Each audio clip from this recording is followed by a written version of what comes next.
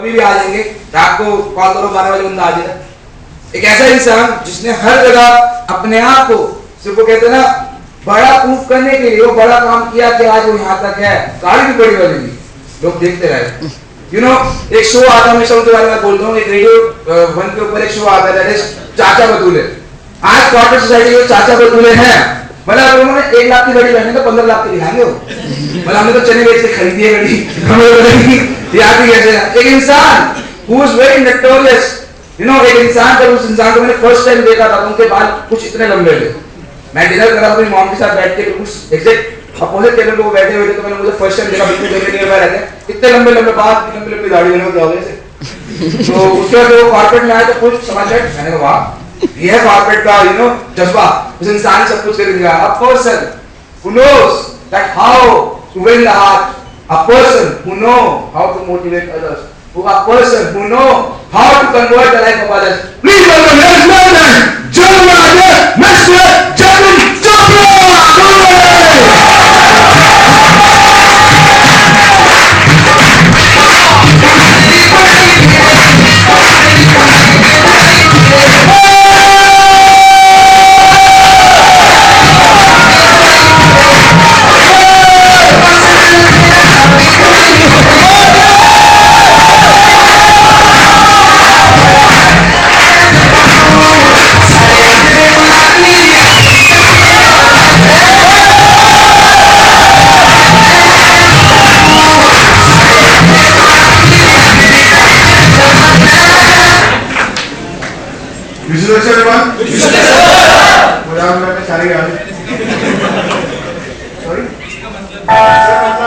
जो गबरू है वो मतलब गुंदरी उंदरी सब तैयार करके बैठा है, मतलब अपनी मिलती यही कहने जा रहा था कि सेमिनार होता है तो किसी के पेट में दर्द होता है, मल्टीपल ऑर्गन्स होते हैं ऐसे जो मिलते नहीं है, लेकिन उस समय पे दर्द होना चाहिए। लेकिन आज पार्टी है तो सब आ गए, पीछे तक लोग हंसे, एक बार अपने लिए ताली बजाओ, कम ऑन।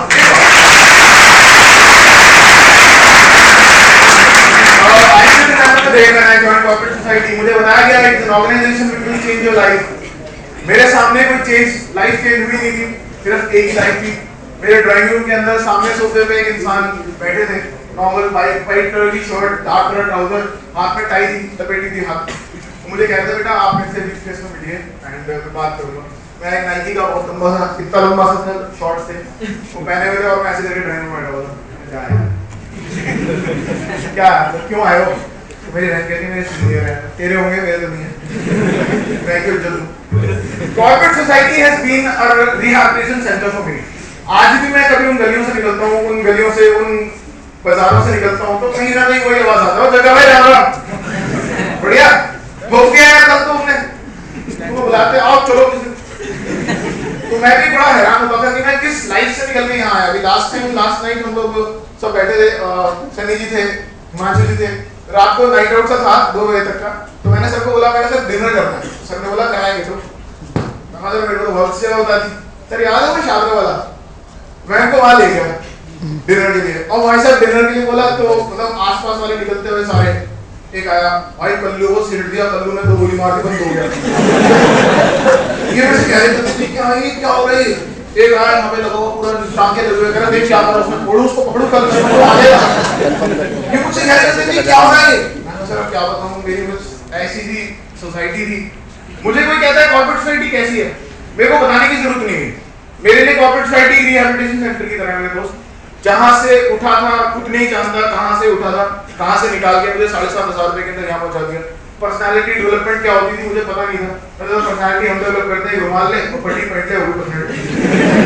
यहाँ पे गवर्नमेंट ने बताया कि एक कंठ लंगोट नामक चीज होती है जो पहननी पड़ती है, उसके बाद आपकी पर्सनालिटी डेवलप होती है। मतलब बात करते थे मुंह से हवे तवे निकलती थी, फिर सर ने 15 मिनट कार के अंदर समझाया कि ऐसे बात करते हैं, ऐसे बात करते हैं। अभी पीछे कुछ दिन पहले कार में किसी को बता रहा था आप कैसे बात करें किसी से, मैं एक बुक में पढ़ रहा था, बहुत अच्छी बुक है और ज्यादा पढ़ा लिखा नहीं, तो नाम राइटर नाम याद नहीं, बहुत अच्छी बुक है, उसमें पढ़ा, उसमें लिखा था कि when you talk to somebody, आप जब जाते हैं अपनी शोल्डर और अपने हाथ को लेकर उसकी तरफ बढ़ते हैं तभी पता लग जाता है आप कितने पढ़े हुए हैं, कितना पढ़े लिखे हैं। तो मैं सोचता था यार हम कैसे जाते थे, बड़े से खोपचे में तो वैसे डर जाता। सनी जी और हमने खाना खाया, हमने बोला भाई कितने पैसे हुए, तो सनी जी ने गलती से पूछ लिया कितने पैसे हुए, ढाबे वाला कह रहा भाई मारो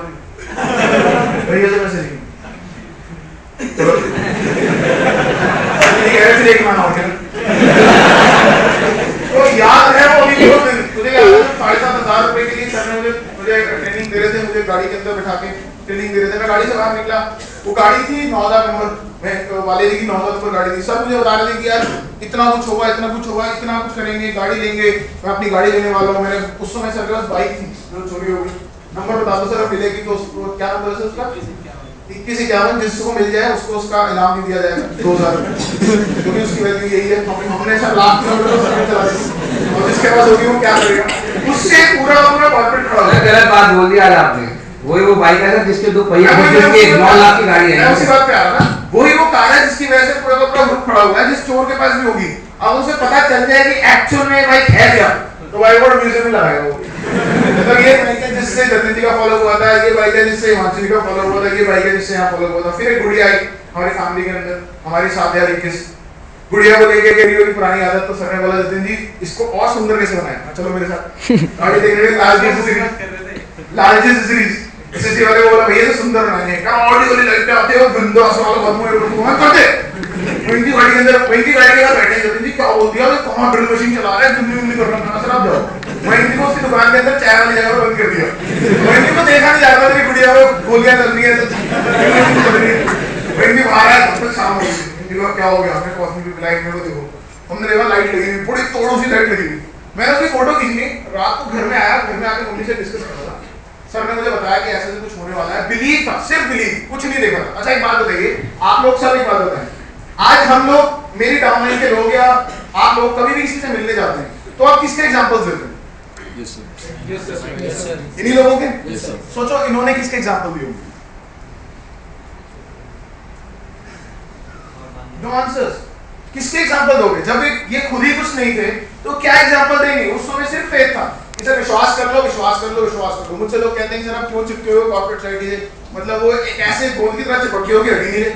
मैं कहता हूँ यही एक रीजन है, ना इनकम रीजन है, ना रिलेशन रीजन है, ना फैमिली टर्म्स रीजन है, सिर्फ एक यही रीजन है कि मैं क्या था, नेवर फॉरगेट योर पास्ट। अगर मैं क्या था मैं उसमें आज भी जाके देखता हूँ तो मेरे को बहुत अचंभा लगता है कि वाकई में इतना बदल गया। तो दोस्त 7,500 रुपए के अंदर पर्सनालिटी डेवलपमेंट अगर कहीं मिलती है तो कहीं नहीं मिलती, वो सिर्फ कॉर्पोरेट सोसाइटी नहीं मिलती।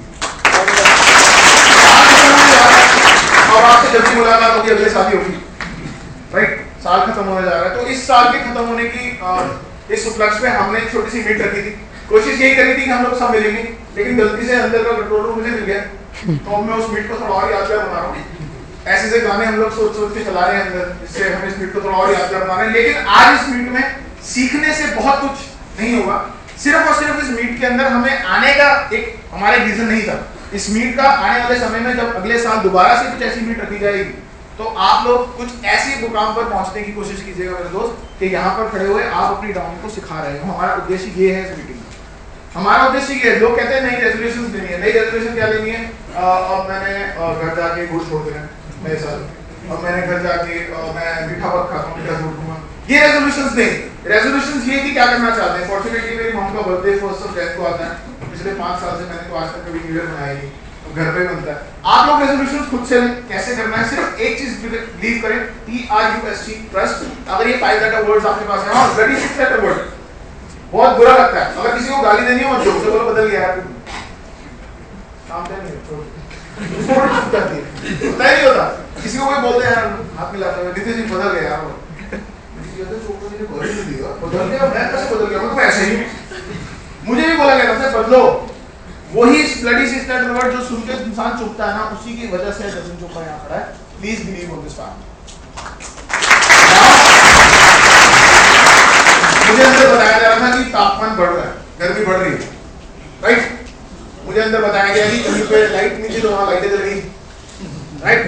मुझे कहीं बताया गया कि कहीं पे आवाज नहीं थी तो वहाँ चीखों की आवाज आने लगी। मुझे आज भी यहाँ मैं आपको बता के जा रहा हूँ कि बाहर बहुत ठंड है, राइट? बहुत ठंड है। हॉल के जो मैनेजर ऊपर आया उन्होंने आके देखा कि पूरा इस समय जो ये एरिया है ये बहुत गर्मी से गुजर रहा है। एसी भी चल रहे हैं, ब्लोअर्स भी चलाए हैं, हमने चलते नहीं थे एसी में, वो भी चलाए हैं। ऐसा क्या हो रहा है? मैं आपको बताना चाहता हूँ, जैसे जैसे यहाँ का तापमान बढ़ता जाएगा, इस हीटर का लेवल और बढ़ता जाएगा। इस गर्मी से जो लोग झुलस गए और जो लोग पक गए, आने वाले समय में वही कॉर्पोरेटर मिलेंगे।